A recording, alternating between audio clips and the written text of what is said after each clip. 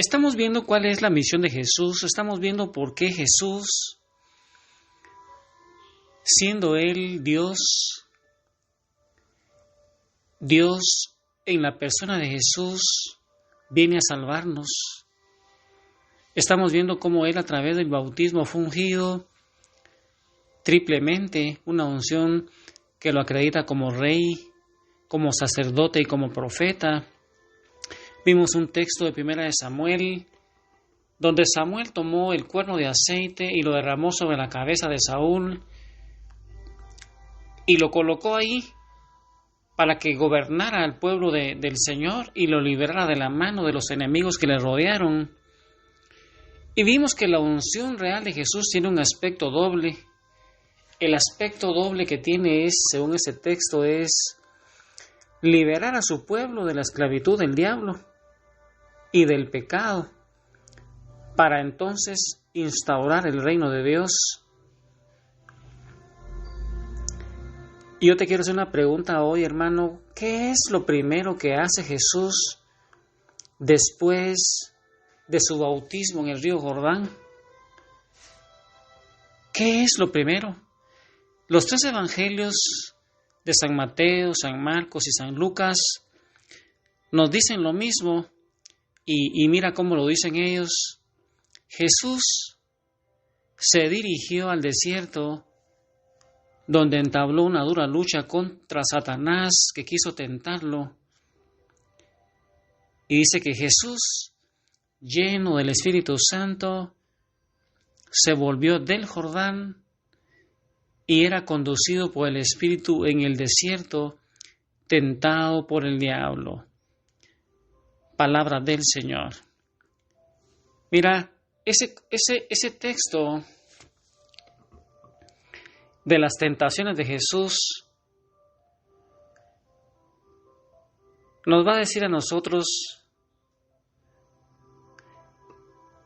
que Jesús fue tentado allá en el desierto y consiste en descubrir qué tipo de Mesías quiso ser Jesús y descubrirlo justamente a partir del contraste con las propuestas de Satanás. Estas propuestas tienen como objeto, el objetivo de Satanás era que Jesús realizara un mesianismo atractivo, un mesianismo triunfalista, un mesianismo económico, un mesianismo político, el poder de los reinos de la tierra, un mesianismo espectacular para que se arrojara desde el templo, mientras que el Padre, con las palabras pronunciadas sobre Jesús en el momento del bautismo, el Padre le trazó a Jesús el camino opuesto de la humildad, ese camino de la humildad, el camino del sufrimiento, el camino del servicio, y no como el enemigo estaba proponiéndole. ¿Te recuerdas cuáles fueron las tentaciones de Jesús? Y entonces esa lectura de ese texto de las tentaciones de Jesús consiste también en que nosotros nos preguntemos ¿cómo pudo ser tentado Jesús? Y si la suya fue verdaderamente tentación, ¿crees tú, hermano, que Jesús fue tentado por el diablo? ¿Tú crees que fue verdaderamente tentado? Y en ese sentido debemos tener presente que hay dos clases de tentaciones. Una tentación subjetiva, que parte del sujeto mismo que es tentado y va presuponiendo en nosotros que hemos sido tentados de alguna manera la existencia del pecado, aunque más no sea del pecado original, y de una tentación objetiva que parte del exterior de Satanás en cualquier persona o de una situación de hecho que se presenta a cada uno de nosotros, capaz de hacer surgir en nosotros la duda sobre Dios, y a través de la duda nosotros desobedezcamos. La tentación de Jesús no fue subjetiva directamente de Él, ya que Él, por ser lleno de gracia, por ser lleno del Espíritu Santo, por ser Dios mismo, concebido, fue engendrado, no creado. Él no tenía pecado original. Entonces, esa tentación no venía de Él, como sí viene de nosotros, sino que por el contrario fue una tentación objetiva, una tentación que venía externamente. El contraste entre el amor declarado del Padre y la situación de hambre e impotencia que Satanás trató de utilizar para menoscabar la confianza de Jesús en el Padre, esa tentación de Jesús no proviene de su interior, sino que viene de afuera.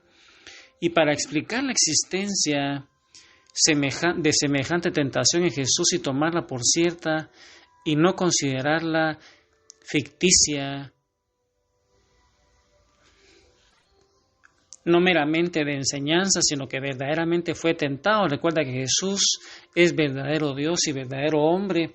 El triunfo de Jesús frente a la tentación de Satanás, diciéndole firmemente no a las 3 propuestas que el diablo le hizo, destruyó totalmente el arma principal de Satanás, que es el fomentar la rebelión contra Dios. Enfrentar la tentación con el poder del Espíritu Santo, esta tentación es vencida y entonces le va a quedar a Satanás por el momento solamente su poder sobre la muerte, pero también lo perderá también en la lucha contra Jesús durante la pasión, derivada de esa unción sacerdotal que vamos a ir viendo paulatinamente. Y entonces, hermano, esa unción real de Jesús tiene 2 aspectos. Una es liberarnos y el otro aspecto es la unción real de Jesús, es su carácter de Mesías, el carácter de Rey. Ya en la Anunciación, ¿te recuerdas, hermano, que el ángel Gabriel le va a hablar a la Virgen María sobre la realeza del Hijo que va a concebir y le dice: el Señor Dios le dará el trono de David su padre, reinará sobre la casa de Jacob por los siglos y su reino no tendrá fin. Mira, hermano, cómo el ángel Gabriel le decía las características mesiánicas del Rey en Jesús, y aquí la expresión Padre que se le da a David en relación a Jesús significa que Jesús es del linaje de David, su descendiente, lo que se cumple porque su padre político José pertenece a la casa de David. Y entonces se ve aquí el cumplimiento de aquella antigua promesa hecha al rey David. ¿Te recuerdas, hermano, esa promesa de 2 de Samuel? Y cuando tus días se hayan cumplido, imagínate, hermano, que el padre le está diciendo a David en boca de un profeta: y cuando tus días se hayan cumplido y te acuestes con tus padres, afirmaré después de ti la descendencia que saldrá de tus entrañas y consolidaré el trono de su realeza. Y ahí, hermano, con esas características, ahí postrado a los pies de Jesús, sabiendo que Él sabe todo y que nos está orientando y nos está diciendo cuál es la misión de Jesús en su triple función como Rey, sacerdote y profeta, especialmente ahora en estas predicaciones, ungido como Rey de Reyes y Señor de Señores. ¿Cuál es la misión de Jesús? Que viene a salvarnos. Ingresa, hermano, entonces al corazón inmaculado de María Santísima, y hoy es un momento para meditar que tú y yo también hemos sido ungidos con el poder del Espíritu Santo.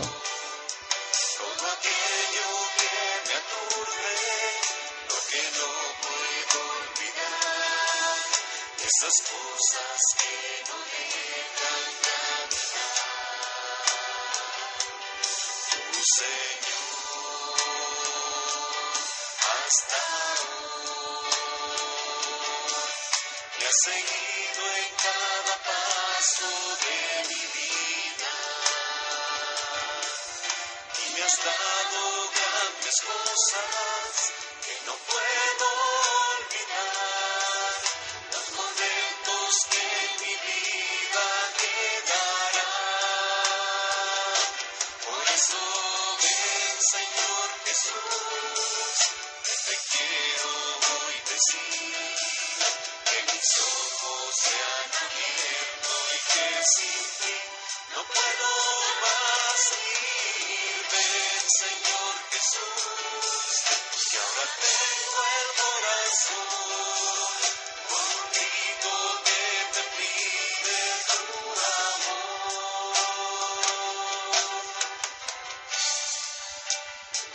Y ahí, hermano, con este canto lindo, yo te invito a que hoy, ahí en el corazón de María Santísima, sabiendo que Jesús sabe bien nuestras debilidades, porque Él lo padeció también en la humanidad nuestra, Él sabe de qué barro fuimos hechos, y por eso está para mediar nuestra salvación. Él es el eterno y sumo sacerdote allá en el cielo. Ahora podemos llegar a ese lugar santísimo para obtener ese oportuno socorro, porque, hermano, Jesús es Rey de reyes, es Señor de señores. Él vino a deshacer las obras del diablo.